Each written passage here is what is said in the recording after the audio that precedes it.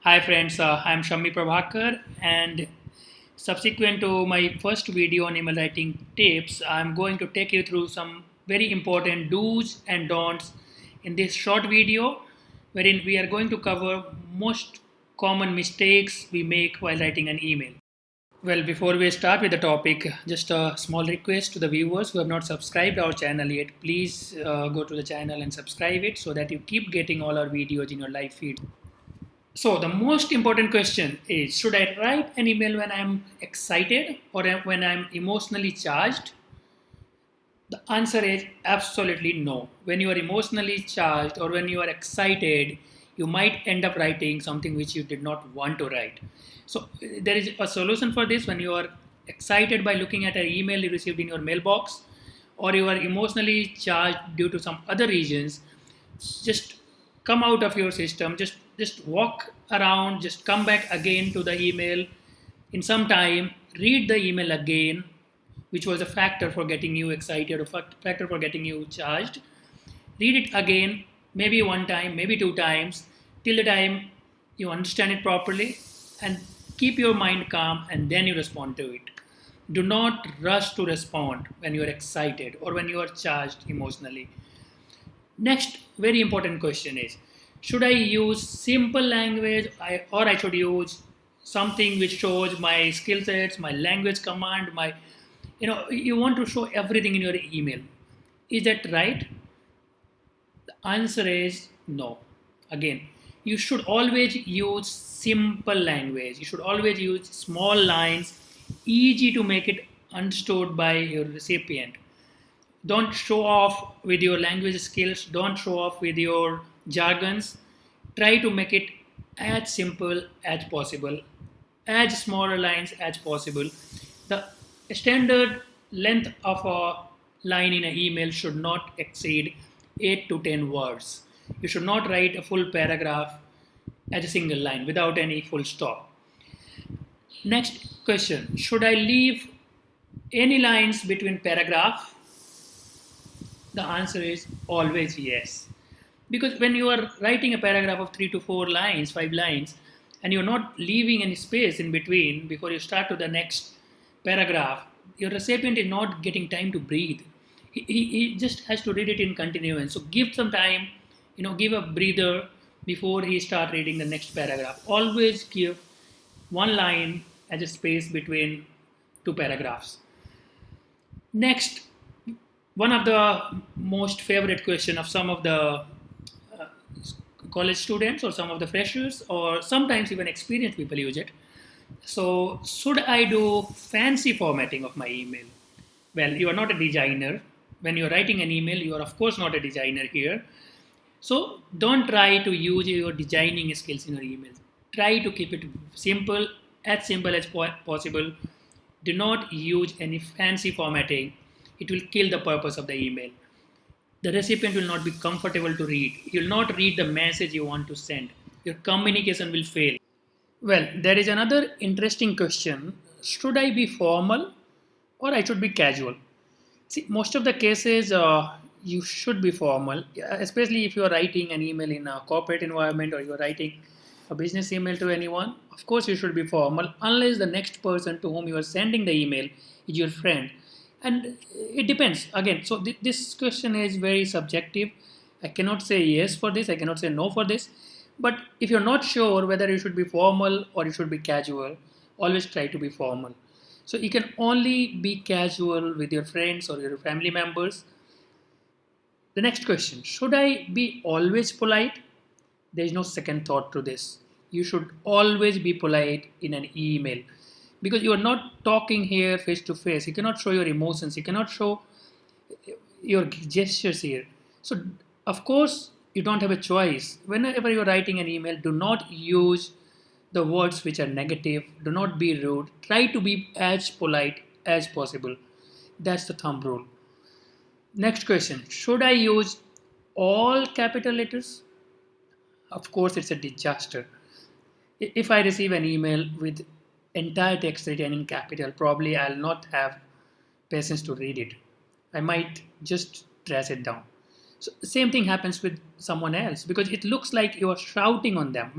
When you make it all caps, it looks like you are forcing something on the recipient. Do not do this. Use capital letters only when it's required. Do not use entire email. Don't think if you write entire email in capital letters, it will increase the weightage of your email. It never happens. Next one, should I use abbreviations or emojis? Most of the cases you should not use. You should not use the WhatsApp language. You should not use the shortcuts because you don't know next person uses what kind of shortcuts. You don't even know whether he understands what you want to say or he's confused or he might take it otherwise. He might understand something else.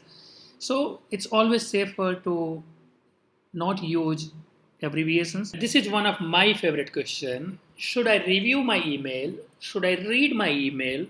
Should I reread my email before I click send? The answer in all the cases is yes.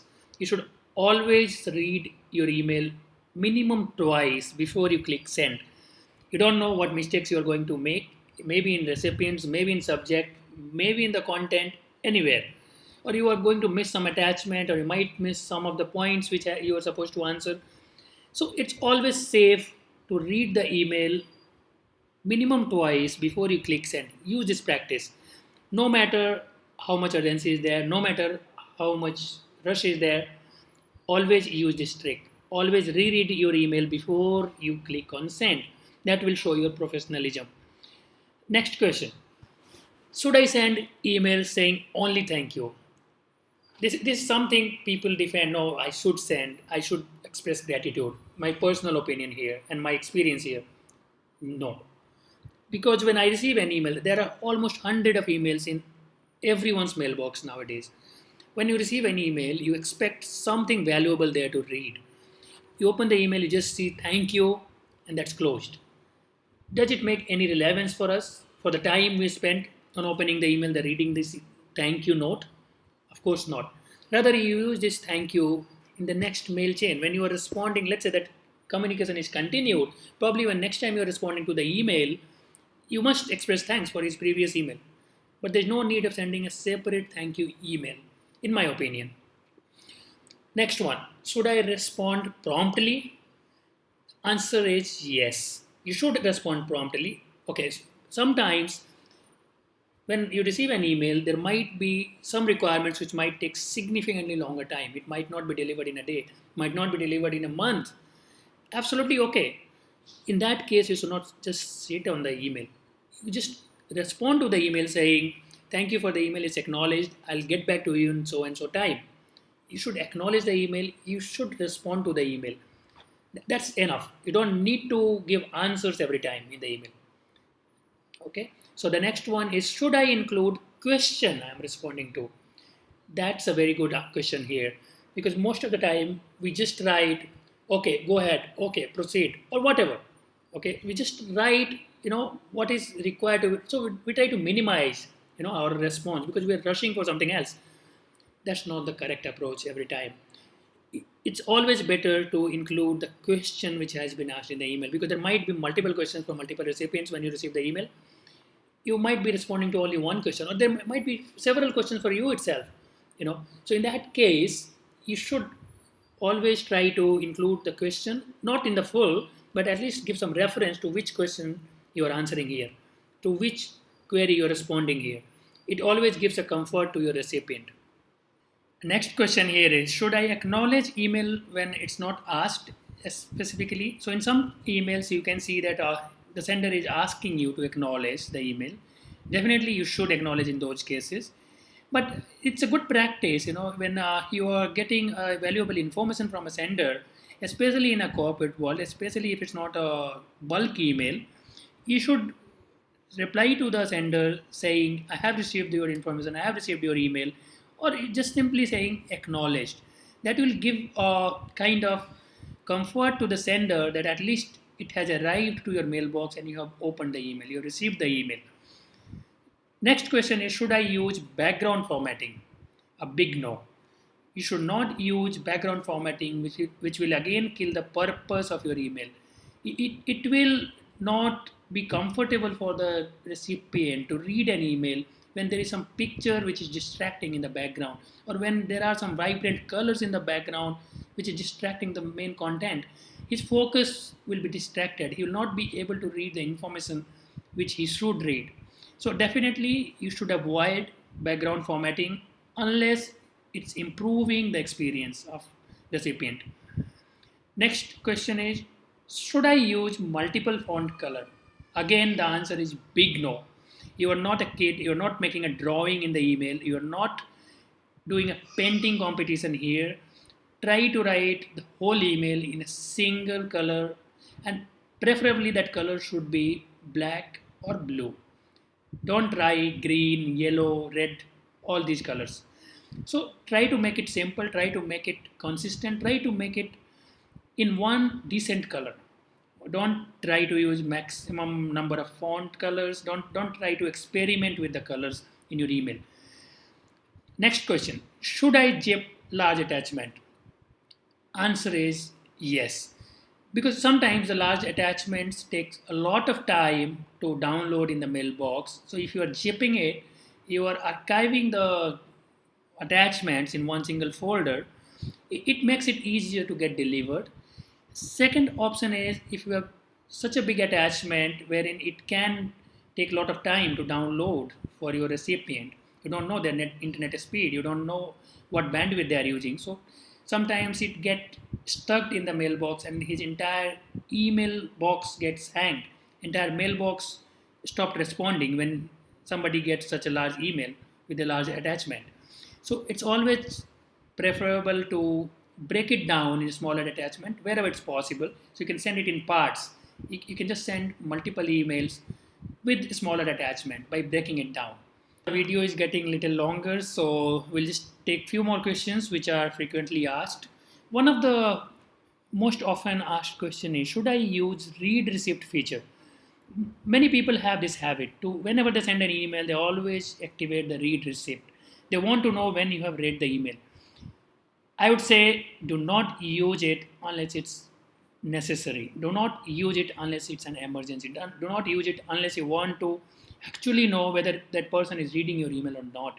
Because if you're just using it unnecessarily, it looks like you are spying on someone. You want to know when they're opening your email. You want to track their activity, which doesn't give a comfort to the person who is receiving the email.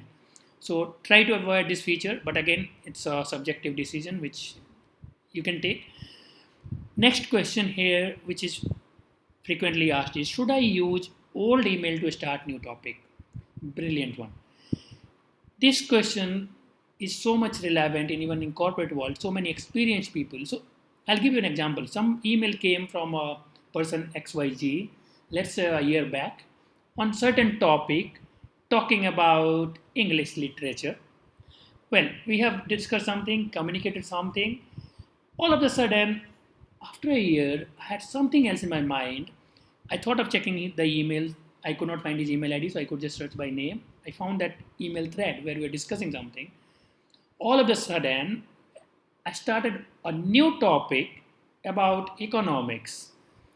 But what I did is, instead of writing a new email with a fresh topic, I just started with the old thread. Most of the time, people even don't change the subject line. So they use the same subject line which was used in past. That is creating a vague communication chain. You should never use this kind of practice, because the next person who is receiving your email now, the recipient might get confused. He might not read your email, or even if he reads, it doesn't show your professionalism. You're talking about a different planet altogether with the subject line talking about something else. Here you don't meet the basic requirement to draft your subject line, and to start, it should be a start afresh when it's a fresh topic. But if the new topic is linked to the old topic to an extent, you can definitely use the old thread. That is an advisable option. Next question here, smaller one. Should I remove some people from CC? Ideally, you should not if they all are relevant for your email. When you received an email with a couple of people in CC. However, if you notice that someone is not anymore relevant for information you are providing, or you are providing a confidential information which is it should not pass to that particular person. You have all the rights to use the removal feature. That person from the CC should be removed, and you should always send it to only the relevant recipient instead of flooding everyone's mailbox. So it again depends on a scenario, depends on your practical situation. There's no straightforward answer whether you should remove or not, but if it's required, you can remove. Last question we are going to take here is, should I modify subject while replying? 99% people do not do it. You must do this. When you start talking about absolutely a new topic, there are a couple of people copied in the email, or maybe there's only 2 or 3 recipients, maybe only one. But you are talking about something and all of a sudden you change it to something else. It's always advisable to change the subject line. If you want, you can just give a note in bottom of the email saying you have modified the subject line. But do not keep discussing everything around the world in a single topic. Well, I've tried to cover 20 most frequently asked questions here in this video.